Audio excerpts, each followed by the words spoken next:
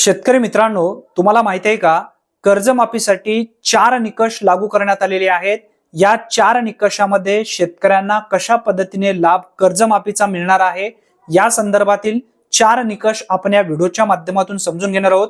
जो नवीन जी-आर राज्य सरकारच्या माध्यमातून 2 जून 2026 रोजी घेण्यात आलेला आहे. त्यामध्ये हे 4 निकष स्पष्टपणे सांगण्यात आलेले आहेत. ते 4 निकष आपण व्यवस्थित समजून घेण्याचा प्रयत्न करूया.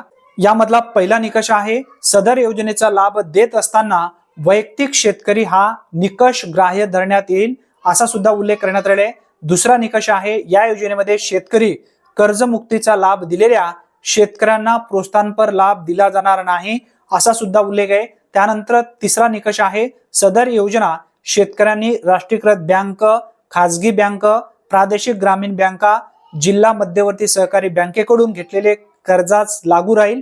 याचबरोबर तसेच प्राथमिक कृषी पत पुरवठा सहकारी संस्थांनी त्यांच्या स्वतःच्या निधीतून वितरित केलेल्या कर्जांना देखील सदर योजनेचा लाभ लागू राहील, असा सुद्धा उल्लेख करण्यात आलेला आहे.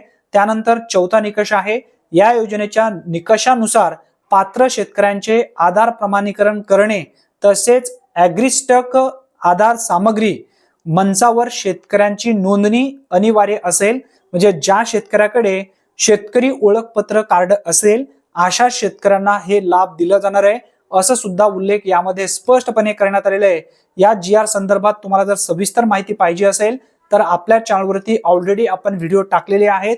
ते व्हिडिओ तुम्ही पाहू शकता. अतिशय दिलासा देणारा हा अपडेट असल्यामुळे जास्तीत जास्त लाभार्थ्यांपर्यंत हा व्हिडिओ नक्की शेअर करा. चॅनलवरती जर तुम्ही पहिल्यांदाच आला असाल तर चॅनलला सबस्क्राईब करून ठेवा. धन्यवाद.